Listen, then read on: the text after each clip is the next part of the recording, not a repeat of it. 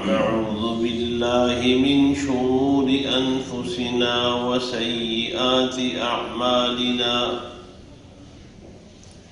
من يهده الله فلا مضل له ومن يضلل فلا هادي له وأشهد أن لا إله إلا الله وحده لا شريك له وأشهد أن محمدًا عبده ورسوله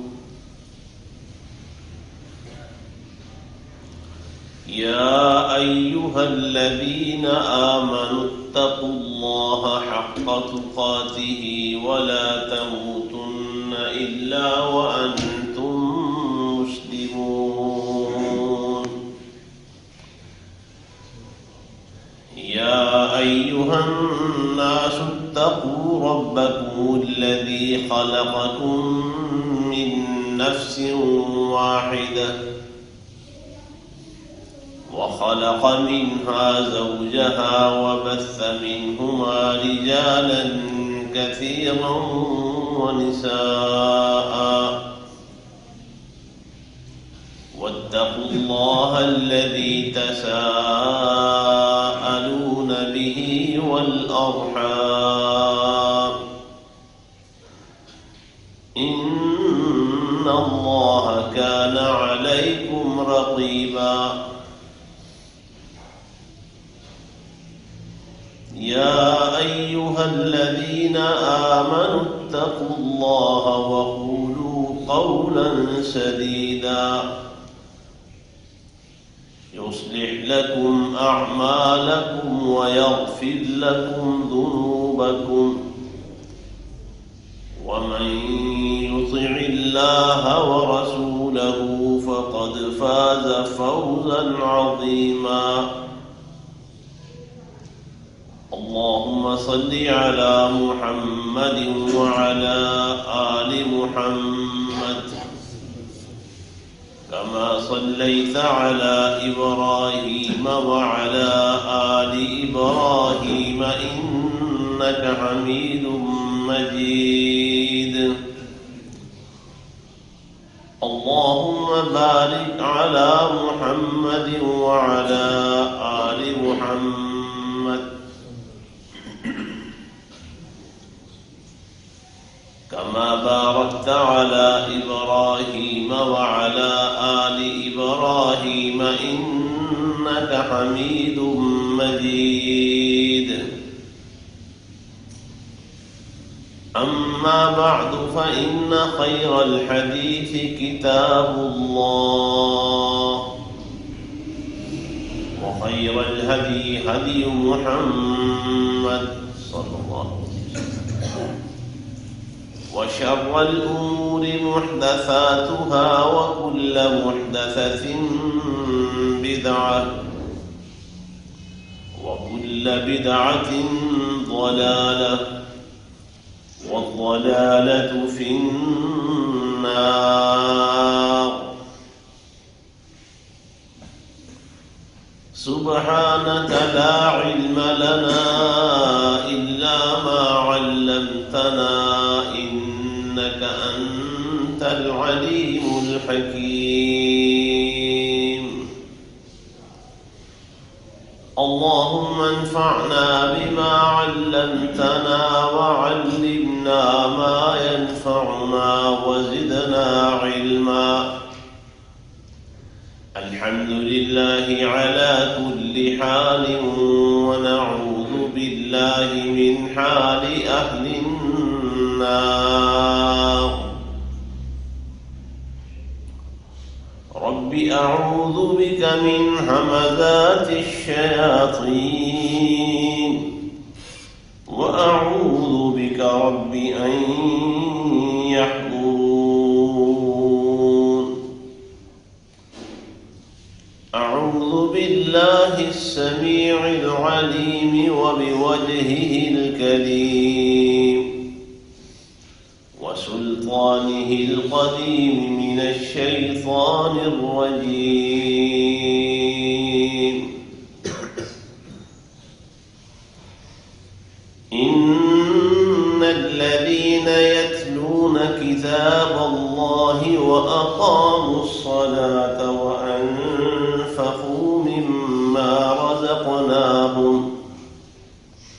وأنفقوا مما رزقناهم سرا وعلانية يرجون تجارة لن تبور ليوفيهم أجورهم ويزيدهم من فضله إنه غفور شكور.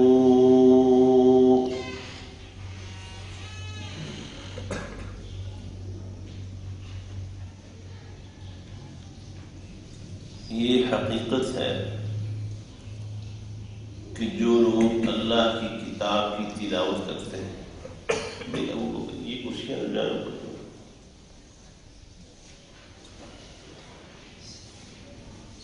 جو لوگ اللہ کی کتاب کی تلاوت کرتے ہیں اور نمازیں قائم کرتے ہیں، اور ہم نے انہیں جو مال یا جو چیز دے رکھی ہے اس میں سے چھپ چھپا کے اور علانیہ طور پر بھی خرچ کرتے رہتے ہیں، یہ لوگ ایسی تجارت کے امیدوار ہیں جس میں گھاٹے کا کبھی کوئی امکان ہی نہیں ہے۔ نتیجہ یہ ہوگا اللہ انہیں ان کے اجر، ان کے بدلے پورے عطا فرمائے گا، اور اس کے ساتھ اپنے فضل میں سے اور زیادہ بھی دے گا۔ حقیقت یہی ہے کہ وہ بہت زیادہ بخشنے والا اور اپنے بندوں کے اعمال کی بہت زیادہ قدر کرنے والا ہے۔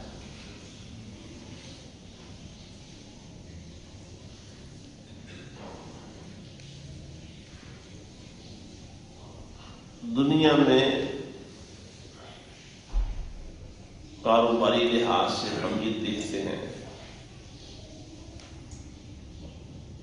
کہ جس کسی کام کا، کاروبار کا کوئی سیزن ہوتا ہے، خاص موسم اور موقع ہوتا ہے، لوگ اس موقع سے، اس سیزن سے فائدہ اٹھانے کی، جو لوگ بھی اس کام سے، اس شعبے سے متعلق ہوتے ہیں، وہ اس موقع سے زیادہ فائدہ اٹھانے کی کوشش کرتے ہیں۔ اور یہ آج کی بات نہیں، شروع سے ایسے چلا رہا ہے۔ پیارے پیغمبر صلی اللہ علیہ وسلم کے زمانے میں مکہ مکرمہ میں جو منڈیاں لگتی تھیں، ان منڈیوں میں کاروبار کرنے کے لیے وہاں کے جو تاجر تھے وہ منصوبہ بندی کیا کرتے تھے۔ شام و ایران میں اور یمن وغیرہ میں جو کاروبار اور جو منڈیاں لگتی تھیں، ان سے فائدہ اٹھانے کے لیے یہ نجد و حجاز کے لوگ بھی جایا کرتے تھے، یعنی سیزن میں نکلتے تھے، سفر کرتے تھے، منڈیوں میں جا کے مال بیچتے بھی تھے اور وہاں کا مال خرید کر بھی لاتے تھے۔ آج بھی ایسے ہی اس طرح ہی چل رہا ہے۔ جو ہمارے مقامی علاقائی کام ہوتے ہیں، ہر کام، کسی بھی قسم کا کام، علاقے اور محلے کے جو چھوٹے تاجر ہیں، دکاندار ہیں، وہ کوئی نہ کوئی سرمایہ کاری کر کے اپنے پاس مال سٹاک کر لیتے ہیں اور پھر سستا لا کے اسے اپنی مناسب قیمت کے ساتھ، مناسب نفع کے ساتھ بیچتے رہتے ہیں اور اچھا خاصا نفع بھی کما لیتے ہیں۔ اور یہ بات ٹھیک ہے، کوئی حرج نہیں۔ ابھی دیکھ لینا یہ جو آج کے دن کے حوالے سے جو غلغلہ چل رہا ہے، بسنت کا تہوار، جتنے بھی بسنتے ہیں، بسنتی حکومت نے لوگوں کو بسنت منانے کی اجازت دے دی ہے. کہہ رہے آپ کہ بسنت منائیں موٹر سائیکلوں کے راڈوں کے ساتھ. لوگ منا رہے ہیں اور بڑا نفع اٹھا رہے ہیں، اور حکومت سمجھتی ہے کہ ہم نے یہ بڑا مارکا مارا ہے. جو تقریباً 5 صدی سے زیادہ وقت ہو گیا ہے اس بیچاری بسنت کو اس کا حق نہیں مل سکا، اور آج ہماری حکومت نے بسنت کو اس کا حق دے دیا ہے. ولا حول ولا قوت الا باللہ. اور جو گلے کٹ رہے ہیں، ایکسیڈنٹ ہو رہے ہیں، اور اس طرح تو اب شاید دھیان جا نہیں رہا کہ واللہ میں نے کہیں پڑھا نہیں کہ بسنت کے راہ میں بڑے بسنتے شہید ہوتے ہیں. یہ ساری بات جو ہو رہی ہے نا وہ بسنت کی ڈور سے گلے کٹنے کے حوالے سے ہو رہی ہے. یہ نہیں ہونا چاہیے. بار کوڈ کے ساتھ وہ ریلیں ڈور بک رہی ہے، پتنگیں بک رہی ہیں. یہ والی ڈوریں اور یہ والے پتنگیں اگر کوئی نقصان جانی کرتے تو جائے گا پورا.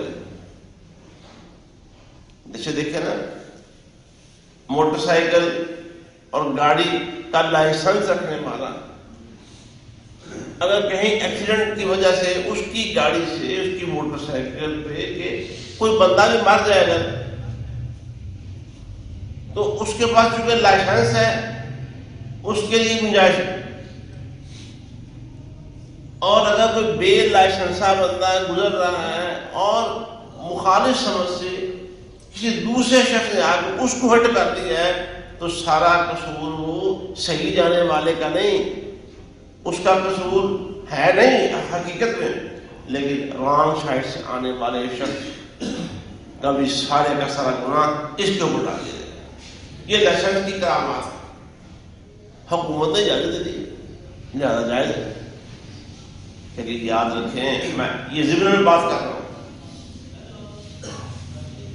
کوئی کام اگر شریعت کی روشنی میں نظر میں حرام اور ناجائز ہے، یہاں تو بڑے یہ چھوٹا سا کام ہے، یہ لائسنس کے ساتھ گورنمنٹ کے طے شدہ قوانین کے اندر رہتے ہوئے بسنت منا رہے کوئی قدم نہیں.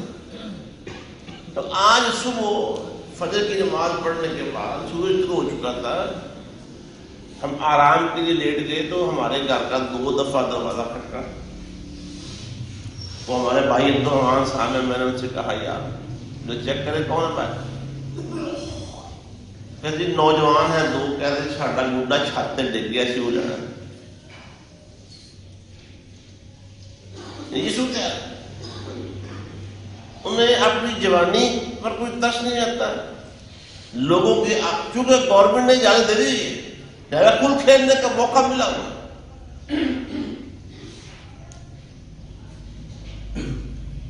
اس کاروبار کی جو اصل میں ہندوانہ کاروبار، ہندوانہ تہوار ہے، ہندوانہ رسم ہے، گورنمنٹ نے اجازت دے دی ہے، لہذا جو چاہتے ہیں اس کو. اور افسوس کی بات یہ ہمارا ملک جو لا الہ الا اللہ کے نام پر بنا تھا، لا الہ الا اللہ محمد الرسول اللہ، اس کے پرچموں کو لہرانے اور پوری دنیا میں ان کے پھریرے لہرانے کے لیے بنا تھا پوری دنیا میں. اور بہت سالوں تک دنیا کے بہت سارے ملکوں میں پوری دنیا میں پاکستان کو مسلمانوں کا اسلام کا قلعہ سمجھا جاتا رہا ہے.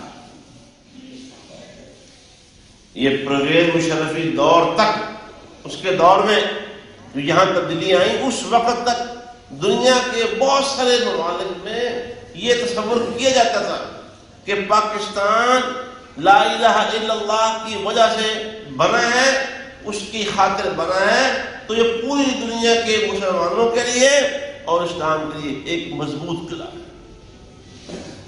آپ وہ تصوروں کا بڑی کوشش اور محنت سے ہم نے مٹا دیا. ان کا یہ اعتماد ہم نے ختم کر دیا.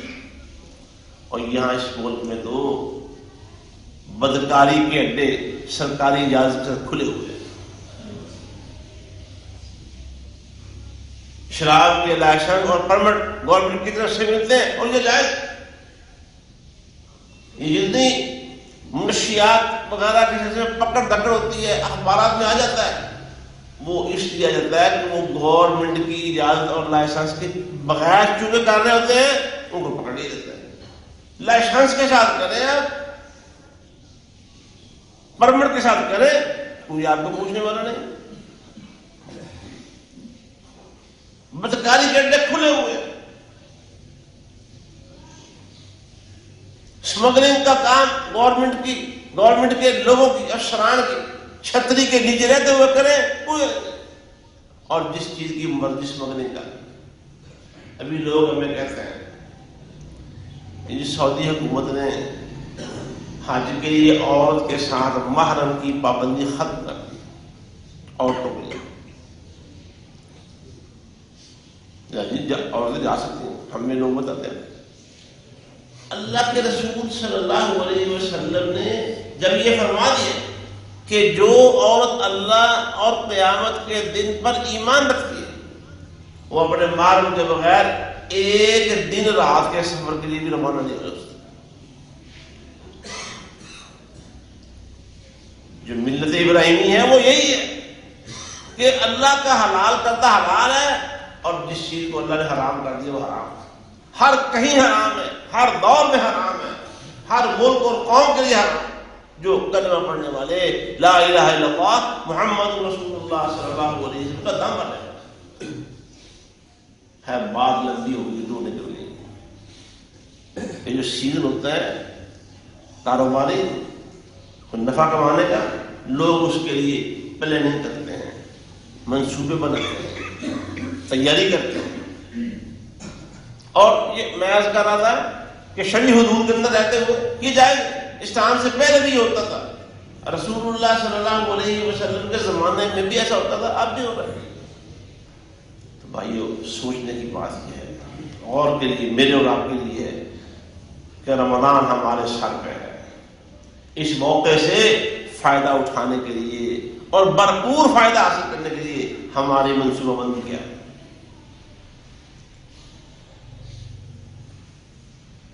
اور یہ جو رمضان ہے اس کے لیے بھی فائدہ اٹھانے والے جو کاروباری فائدہ اٹھانے والے ہیں، ہماری افطاری کے لیے سموسے پکوڑے بیچنے والے، دہی بلیاں بنانے والے، کوئی آلو اور پیاز کا سٹاک کر رہا ہے، کوئی بیسن کا سٹاک کر رہا ہے، اور کہتے ہیں یہ اخبارات میں سروے چھپتے رہتے ہیں کہ جس طرح وہ بھر بھر کے ریڑیاں سموسوں پکوڑوں کی بیچتے ہیں، اسی طرح بھر بھر کے نوٹ بھی واپس لے کے جاتے ہیں۔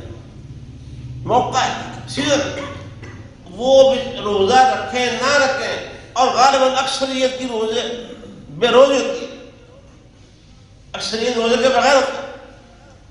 روزہ چونکہ آپ نے رکھنا ہے، آپ کے روزے سے وہ فائدہ اٹھانے کے لیے وہ آپ کے لیے جگہ جگہ سموسوں کے، پکوڑوں کے اور دیگر چیزوں کے سٹال لگائیں گے، ریڑیاں لگائیں گے، فائدہ اٹھائیں گے۔ اور پھر اسی طرح جب عید آ جائے گی، عید پہ آپ نے اپنے لیے، بچوں کے لیے نئے کپڑے اور ملبوسات بنانے ہیں، وہ دکانوں والے بھی فائدہ اٹھائیں گے، اور ان میں سے بھی اکثریت کا گزر یہاں مارکیٹ کے بازاروں کے لوگ بیٹھے ہوئے ہیں، وہ مجھ سے زیادہ سے زیادہ جانتے ہیں کہ چند لوگ جو آٹے میں شاید نمک کے برابر بھی نہیں ہوتے ہوں گے، ان کے روزے ہیں، اور باقی لوگ صرف آپ کے اور روزے داروں کے روزوں سے فائدہ اٹھانے کے لیے عید ان کی ہے، جنہوں نے اللہ سے ڈر کے روزے رکھے اور اللہ سے ڈرتے عید تو ان کی ہے، ان کی عید سے فائدہ اٹھانے کے لیے وہ اپنی جیبیں بھر رہے ہیں۔ لیکن سوال یہ ہے کہ ہم روزہ رکھنے والے لوگ جن کے گھروں میں روزے رکھے جاتے ہیں، جن کے گھروں میں نماز قرآن کا کچھ نہ کچھ خیال موجود ہے اللہ کے فضل و کرم کے ساتھ، اس رمضان سے فائدہ اٹھانے کا اور اس رمضان سے بھرپور فائدہ حاصل کرنے کا میرا اور آپ کا پلان کیا ہے؟ ہم نے کبھی غور کیا؟ ہم میں سے بہت سارے گھروں میں وہ عید کے لیے شاپنگ وغیرہ ہو رہی ہے جی، رمضان سے پہلے کر لیں. رمضان میں رش بڑا ہوتا ہے، بازاروں میں وقت نہیں ملتا، ٹائم بڑا ضائع ہوتا ہے. روزہ چاہے سردی گئی ہے، روزہ آرام سکون سے رکھیں گے، گھروں میں رہیں گے. رمضان سے پہلے بچوں کے کپڑے خرید لائیں، بچوں کے جوتے لے آئیں اور دوسری ضروریات بھی خرید کر لیں. یہ لیکن جو اصل کام تھا کیا رمضان اس کیا ہے؟ میں نے دیکھا یہ بھی بعض لوگوں نے لکھا ہوتا ہے رمضان میں گھروں میں خواتین نے کہ کس اتوار کو کون سی افطاری بنانی ہے اور روز مرہ کی افطاری کیا ہوگی، سہولت اور آسانی کے لیے.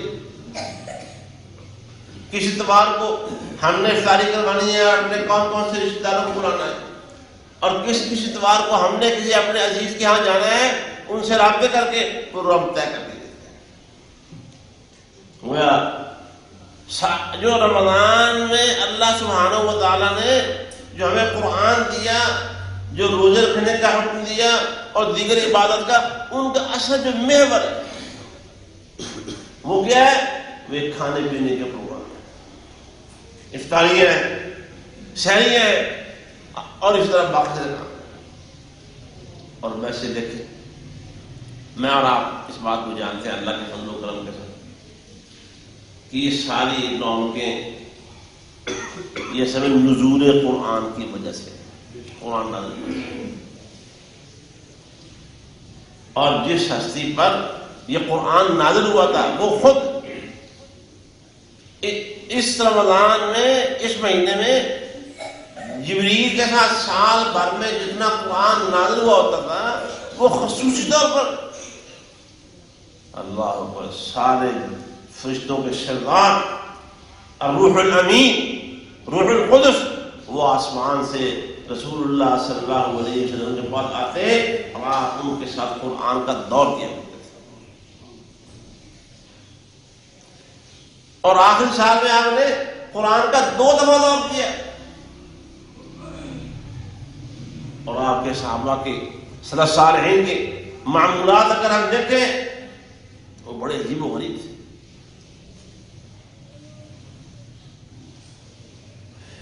حضرت عثمان رضی اللہ تعالیٰ عنہ، ابو بکر اور عمر رضی اللہ تعالیٰ عنہما کا تو قصہ بہت عظیم ہے، بہت بلند ہے. حضرت عثمان رضی اللہ تعالیٰ عنہ جن کے نمود یہ جو ہم قرآن پڑھتے ہیں، ہمارے یہاں یہ بات نہیں لکھی ہوتی، عرب ممالک میں جو قرآن چھپا ہوتا ہے اس پہ لکھا ہوتا ہے مصحف عثمانی. اس قرآن کی جلد پر اس کے ٹائٹل پہ لکھا ہوتا ہے کیا؟ مصحف عثمانی. حضرت عثمان رضی اللہ تعالیٰ عنہ کے دور میں قرآن کی خدمت کا جو عظیم کام ہوا تھا اس کی وجہ سے پوری دنیا میں مشرق سے لے کر مغرب تک جہاں جہاں کسی بھی چھاپے خانے میں قرآن آپ کو ملے گا وہ حضرت عثمان رضی اللہ تعالیٰ عنہ نے جو اس کی خطاطی کروائی تھی، جو کتابت کروائی تھی، اسی کی کاپی کر کے آج پوری دنیا کے اندر وہی قرآن پائی گئی. ساری دنیا کو ایک مصحف پہ، ایک قرآن پہ جمع کرنے کا پڑھنے کا انداز. ابھی پچھلے 1-2 دن میں پہلے میں نے قرآن کی قراءات کا یہ بات کی کہ 7 اور 10 قراءات جو نبی کریم صلی اللہ علیہ وسلم سے ثابت ہے، یعنی بعض مقامات پر ایک لفظ کو ایک سے زیادہ طریقوں سے پڑھنے کی اجازت موجود ہے. وقف یہاں کرنا ہے یا اگلے لفظ پر یا اس سے اگلے لفظ پر، اس میں بھی اختلافات ہیں. اختلافات سے مراد کہ کچھ یہاں وقف کرتے ہیں، کچھ یہاں کرتے ہیں، کچھ وہاں کرتے ہیں. اور تینوں وقفوں سے، تینوں طریقوں کے ساتھ وقف کرنے سے اس کا مفہوم کچھ نہ کچھ تبدیل ہوتا ہے، تفسیر نہیں آ جاتی. ایک تفسیر کے مطابق، ایک وقف کے مطابق یہ تفسیر ہوگی، دوسری جگہ پر وقف کے مطابق تفسیر یہ بن جائے گی.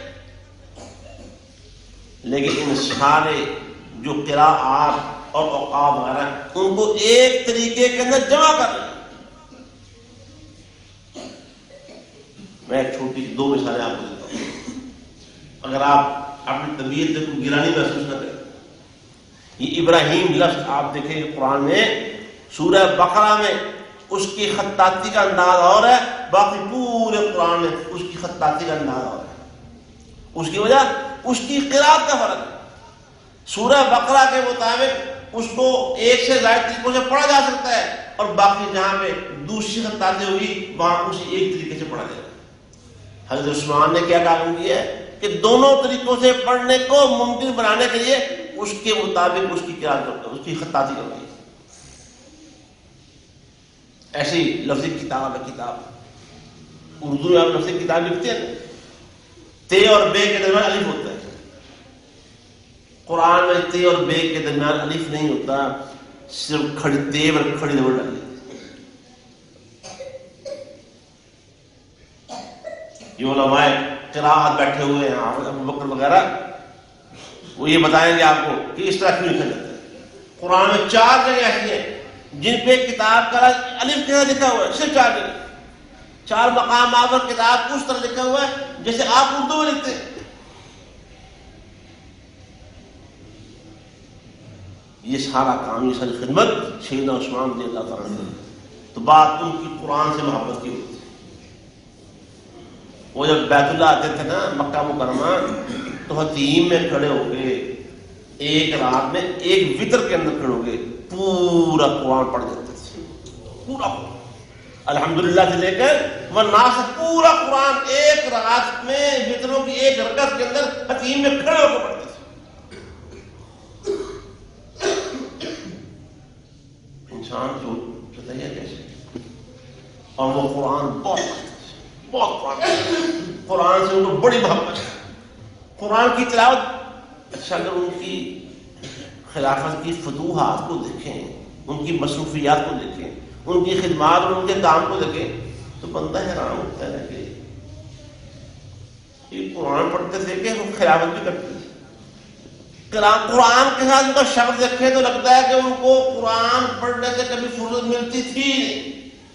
اور ان کی فتوحات و خدمات کو دیکھیں تو لگتا ہے کہ ان فتوحات و خدمات سے کبھی ان کو سر اٹھانے اور سر کھجانے کا ٹائم ہی نہیں رہتا. لیکن آج ہمارے پاس قرآن پڑھنے کا ٹائم نہیں. باقی لوگوں کو چھوڑے، ہم جو مسجد و مدرسوں والے لوگ ہیں، ہمارے پاس ٹائم نہیں ہے قرآن پڑھنے کا. مصروف میں پڑھے، وہاں درس، وہاں جلسہ، وہاں خطاب، وہاں میٹنگ، وہاں فلاں کام. آج بارہ پڑھا نہیں گیا. ہم پر ہماری بدقسمتی نے اتنا غلبہ کیا ہوا ہے کہ قرآن پڑھنے کا عام زندگی میں ہمارے پاس ٹائم ہی نہیں ہے. اس لیے رمضان آنے پر ہمیں احساس نہیں ہے کہ رمضان آ رہا ہے اور ہمیں قرآن پڑھنے کی کوئی اسکیم لڑانی چاہیے، کوئی پلان کرنا چاہیے اپنے لیے، اپنے گھر والوں کے لیے، اپنے بچوں کے لیے. باقی سارے کام ہو رہے ہیں. کپڑوں کے کلر، جوتوں کے ڈیزائن، کپڑوں کی سلائی، الغرض سارے اس طرح کے کام ہو رہے ہیں. نہیں کام ہو رہا. ہم گھر میں بیٹھ کے اپنے بچوں کے ساتھ، اپنی اہلیہ کے ساتھ بیٹھ کے قرآن کا پلان نہیں کر رہے. اور اس حوالے سے میں پھر عرض کروں گا، جو میں نے دیکھا ہے سعودی عرب اس معاملے میں، سعودی عرب کے لوگ وہ خوش نصیب ہیں، وہ ہم سے سینکڑوں بلکہ ہزاروں درجے آگے. وہاں دیکھا ہے لوگوں کو. انہوں نے رمضان میں علماء بتاتے ہیں، عوام الناس کے پاس ٹائم ہے. وہ قرآن رمضان میں 3 دفعہ. یا رمضان تو رمضان ہے. میں نے ایک قصہ پہلے آپ کو سنایا تھا، بات لمبی سے لمبی ہوتی جا رہی ہے. ایک فیملی عمرہ کرنے ریاض سے بائی روڈ اپنی گاڑی پہ جا رہی تھی، اور یہ 8-10 گھنٹے میں ریاض سے مکہ پہنچ جانا، یہ فی زمانہ بہت آسان کام ہے. وہاں گاڑیاں چلتی بہت تیز ہیں، رستے بڑے صاف ہیں. اور فیملی ساری نے طے کیا کہ مکہ پہنچنے سے پہلے گاڑی میں 5-6 افراد تھے، پوری فیملی تھی، کہ ہر شخص مکے پہنچنے سے پہلے پورا قرآن پڑھ لے. مکے پہنچنے سے پہلے ہر شخص قرآن. جو صاحب عائلہ تھا، گھر کا مالک، وہ گاڑی چلا رہا تھا، وہ زبانی کچھ نہ کچھ پڑھ رہا تھا، باقی سب لوگوں نے قرآن کھولا ہوا ہے اور تلاوت کر رہے ہیں. لیکن اللہ کی کرنی یہ ہوئی کہ رستے میں خطرناک ایکسیڈنٹ ہو گیا اور سارے کیسے افراد فوت ہوئے، ایک بچی بھی ایک. ہمارے پاس ٹائم نہیں، سوچ ہی نہیں. تو رمضان کے حوالے سے کون سوچے گا، کون غور کرے گا؟ رمضان مبارک میں رات ہی ہماری ایک مجلس تھی، فضیلت الشیخ مولانا حافظ محمد شریف صاحب اور فضیلت الشیخ مولانا حافظ مسعود عالم صاحب کے ساتھ ایک مجلس تھی. وہاں وہ بتا رہے تھے امام شافعی رحمۃ اللہ علیہ رمضان میں 60 قرآن ختم کیا کرتے تھے. 60 قرآن ایک ان کی روٹین تھی، معمول تھا. ایک قرآن وہ دن میں پڑھتے تھے، ایک قرآن رات میں. ہم نے تو رمضان کو اپنے خور و نوش کا، اپنے پیٹ کی پیاس اور پتہ نہیں کیا کچھ بجھانے کا پروگرام بنایا ہوا ہے کہ رمضان آیا اس لیے. صبح میں پہلے بھی عرض کر چکا تھا کسی موقع پر کہ سحری کھاتے ہیں اس ذہن سے کہ سارا دن تو روزہ رکھنا ہے، بھوکے رہنا ہے، تو خوب کھاؤ، خوب بڑھتی ڈالو میدے، اور شام کو افطاری کے ٹائم پر خوب کھاتے ہیں. یہ سارا دن دیکھو پیاس نہ بڑھے تو وہ کھاؤ. وہ رمضان کے علاوہ عام دنوں میں جو کھاتے پیتے ہیں اس سے کئی گنا زیادہ کھا پی جاتے ہیں. اور پھر حدیث مشکات المصابیح والی حدیث دلیل کے طور پر دیکھیے جی، اللہ کے رسول نے سچ فرمایا ہے کہ رمضان میں مومن کا رزق بڑھ جاتا ہے. اچھا وہ رزق اس طرح نہیں بڑھ سکتا کہ تھوڑی سی بچت شروع، کھانے پینے میں بچت شروع کر دیں اور آپ کے پیسے بچ جائے، اس طرح رزق میں اضافہ نہیں ہو سکتا. کیوں جی؟ کہ زیادہ کھانے سے اضافہ ہوتا ہے. وہ شاید اگر وہ حدیث صحیح ہو سند کے لحاظ سے تو اس کا مطلب یہ ہو سکتا ہے کہ کم کھاتے پیتے ہیں تو رزق میں بچت ہونا شروع ہو جاتی ہے اور وہ سیونگ کی طرف جانا شروع ہو جاتی ہے. اور ہم سمجھتے ہیں زیادہ کھانے سے رزق میں اضافہ ہو گیا، یہ رمضان کی برکت ہے. ساری قوم نے وہ بسیار خوری، زیادہ کھانا پینا، یہ رمضان کا مقصد بنا دیا. لیکن قرآن پڑھنے پڑھانے کا کوئی منصوبہ، ختم کرنے کا منصوبہ ہمارے پاس ہے. میں صرف یہ توجہ دلا رہا ہوں، یہ احساس کہ بھئی اس رمضان کو قرآن سے تعلق کا مہینہ بنائیں. اور اس کے لیے چلے سلف صالحین دو، جیسے کہ رات حافظ صاحب بیان کر رہے تھے کہ حافظ ابن رجب رحمہ اللہ نے لکھا ہے کہ سلف صالحین 6 مہینے پہلے دعائیں شروع کر دیتے تھے، یا اللہ زندگی میں پھر رمضان کا موقع تھا، ہمیں رمضان کے قریب لے جا، رمضان کو ہمارے قریب لے آ. وہ 6 مہینے دعائیں کرتے تھے. ہمارے لیے 1 مہینہ جو شعبان تھا وہ بھی اس کے لیے ہم نے اس کی تیاری شاید نہ کی. میں آج کے اس جمعے میں اپنے آپ سے اور آپ سے یہ درخواست کروں گا کہ بھائی اپنے گھر میں بیٹھ سنجیدگی کے ساتھ بیٹھے. اگر عادت نہیں ہے تو عادت بنائیں ہمیشہ دینی معاملات میں، اپنے بچوں کو، اپنی بیوی کو اپنے ساتھ بیٹھ کے دین پر عمل کرنے اور دین میں ترقی حاصل کرنے کے لیے منصوبے بنایا کریں. بچوں کو دین پہ چلانے کے لیے ان پر محنت کیا کریں، گھر کا ماحول بنائیں. اللہ تعالیٰ ہمیں اس کی توفیق عطا فرمائے اور ہمیں دین کے ساتھ پیار، قرآن کے ساتھ پیار، سنت کے ساتھ پیار اتنا نصیب فرمائے کہ ہمارے جو روح ہے نا اس کے اندر تک یہ چیزیں سرایت کر جائیں اور اسی کے ساتھ ہم اللہ کے پاس پیش ہو جائیں. وآخر دعوانا الحمدللہ رب العالمین.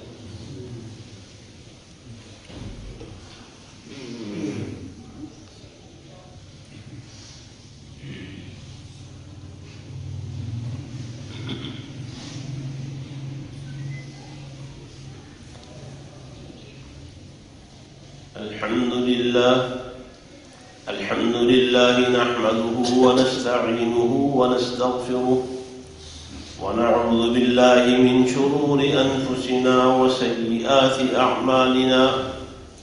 من يهده الله فلا مضل له ومن يضلل فلا هادي له. وأشهد أن لا إله إلا الله وحده لا شريك له وأشهد أن محمدا عبده ورسوله. اللهم صل على محمد وعلى آل محمد كما صليت على إبراهيم وعلى آل إبراهيم إنك حميد مجيد. اللهم بارك على محمد وعلى آل محمد كما باركت على إبراهيم وعلى آل إبراهيم إنك حميد مجيد. سورہ فاطر کی آیت پہلے خطبے میں پڑھی تھی. ہمارا جو سر عنوان ہے وہ تو وہی آیت ہے. اس کا معنی، مفہوم، تفسیر اور کچھ رمضان کے حوالے سے مزید غور و خوض اللہ تعالیٰ کے فضل و کرم سے آئندہ خطبہ جمعہ میں کریں گے. باقی بھائی یہ میرے خیال کے مطابق یہ میری جو نیت ہے وہ تذکیر ہے، تذکیر، یاد دلانا، توجہ دلانا، احساس دلانا. اللہ سے دعا ہے کہ اللہ بیان کرنے والے کے اندر اور سامعین کے اندر بھی یہ احساس پیدا کروا دے. اور یہ اس حوالے سے ایک تجویز بھی دوں گا. ظاہر ہے چند ایسے ہمارے ساتھی ہیں جن کے اہل خانہ یہاں جمعہ کی نماز، جمعے کا خطبہ سننے کے بعد نماز جمعہ یہاں ادا کرتے ہیں، تو ان کے گھر تک تو یہ جمعے کی آواز پہنچ ہی جاتی ہے. تو باقی بھائیوں سے میری گزارش ہے آپ اپنے جمعے کے جو خطبات یہاں سنتے ہیں ان کو اپنے گھر والوں کے ساتھ جا کے شیئر کیا کریں. کسی اور مجلس میں جا کے دین کے حوالے سے، قرآن و حدیث کے بعد کے حوالے سے وہاں کوئی بات ہو، کسی مسجد میں آپ نے نماز پڑھی، وہاں درس ہو گیا اچانک، تو وہ وہاں جو آپ کو کام کی بات ملی ہے اسے یاد رکھیں اور گھر جا کے اپنی بیوی کے ساتھ، اپنے بچوں کے ساتھ، وہ گھر کے دیگر افراد کا شیئر کیا کریں. یہ عادت بنائیں سکتے. اس طرح سے خیر پھیلتی ہے. اگر آپ اپنے دنیا کے اسباب کرتے ہیں، کاروباری معاملات بعض اوقات گھر میں ڈسکس ہو جاتے ہیں، تو یہ جو دینی معاملات ہیں، خطبات جمعہ کے اسباب، کہیں دروس سننے کے اور دیگر پروگرام میں آپ شریک ہوئے، آپ کو وہاں سے کچھ حاصل ہوا، یہ باتیں اپنے گھروں میں پہنچایا کریں، بچوں کے ساتھ کیا کریں، شیئر کیا کریں. اللہ تعالیٰ ہمیں اس کی توفیق عطا فرمائے. اور اس کے ساتھ بھئی اور بھی بہت سارے کام جو رمضان کی تیاری کے حوالے سے ہیں، یہ جو ہماری مسجدیں اور ہمارے مدرسے ہیں، یہ جس طرح ہماری مسجدیں سال بھر دعائیں کرتی رہتی ہیں نا کہ اللہ ہم آباد کر دیں، رونق لگا دیں، تو چند دن رمضان کے شروع کے بڑی رونق ہوتی ہے، اور چند دن 27ویں کے بعد رمضان کے آخری 2-3 دن وہ مسجدوں میں بڑی رونق ہوتی ہے. باقی مسجدیں بے آباد اور ویران رہتی ہیں. وہ مسجدیں جس طرح یہ، اسی طرح باقی ہم تو وہ کہتے ہیں کہ 1 مہینے کے نمازی آ گئے بعض مسجدوں کے حوالے سے، بلکہ ساری مسجدوں کے حوالے سے یہ بات کہی جاتی تھی کہ 1 مہینے کا مسلمان آ گیا، 1 مہینے کے نمازی آ گئے، اور یہ بڑی المناک بات ہے.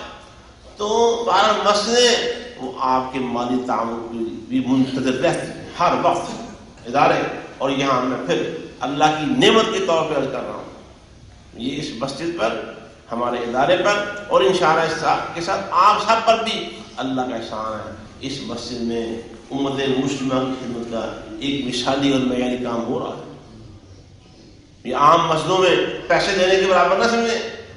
یہ یہاں دین کی تعلیمات کو فروغ دینے اور امت کے لیے رہنما اور راہبر تیار کرنے، قیادت تیار کرنے کے، لیڈرشپ تیار کرنے کے پروگرام میں چل رہے ہیں. آپ اس پہ خرچ کیا کریں، اور اس کے اخراجات لاکھوں میں. تو اس کے لیے بھی اپنے آپ میں ہمت پیدا کریں، توانائی پیدا کریں، اللہ سے دعا کریں اور ارادہ اور نیت کریں کہ ہم نے اس مدرسے اور اس مسجد کی رمضان میں بھرپور خدمت کرنی ہے. اللہ تعالیٰ توفیق عطا فرمائے. اللہ تعالیٰ ہمارے بیماروں کو شفا عطا فرمائے. اللہ تعالیٰ ہماری پریشانی دور فرمائے. اللہ تعالیٰ مشکلات سب کی آسان فرمائے. اللہ تعالیٰ کاروباری معاملات میں آسانی فرمائے. اے اللہ یہ ہمارا ملک لا الہ الا اللہ محمد رسول اللہ کی خاطر بنا تھا، اور جتنے بھی پالیسیاں حکومتی بن رہی ہیں، چل رہی ہیں، یا اللہ وہ لا الہ الا اللہ محمد رسول اللہ کی مخالف چل رہی ہیں، یا اللہ حکومتوں کو ہدایت نصیب فرما. یا اللہ یہ جو بسنتے ہیں، یا اللہ ہم تو ان کی ہدایت کی دعا کرتے ہیں، اور یہ بسنتی حکومت بھی اس کی ہدایت کی دعا کرتے ہیں. یا اللہ اگر تیرے علم میں ان کے لیے ہدایت نہیں ہے اور یہ ہدایت کی دکھانے والے نہیں ہیں، تو یا اللہ ایسے لوگوں سے ہماری جان چھڑا دیں۔ ہم یا اللہ ان لوگوں کے مقابلے میں اپنی بے بسی کا تیرے سامنے اظہار کرتے ہیں، اپنی کمزوری کا اور اپنی عدم قوت کا اظہار کرتے ہیں۔ یا اللہ ہمیں ہر شر سے بچا، دینی دنیاوی ہر شر سے بچا۔ یا اللہ ایسے لوگوں کو شر سے بچا اور ہمارے ملک کو ایسے لوگوں کو شر سے محفوظ فرما۔ اور یا اللہ ہمارے افواج کو، یا اللہ لا الہ الا اللہ محمد رسول اللہ اس پرچم اور کلمے والے ملک کی حفاظت کرنے والے افواج کی حفاظت فرما، اور وہاں جو خرابیاں پائی جاتی ہیں یا اللہ ان خرابیوں سے بھی ہماری اس فوج کو محفوظ فرما، پاک فرما۔ ربنا تقبل منا انك انت السميع العليم وتب علينا انك انت التواب الرحيم۔ سبحان ربك رب العزة عما يصفون وسلام على المرسلين والحمد لله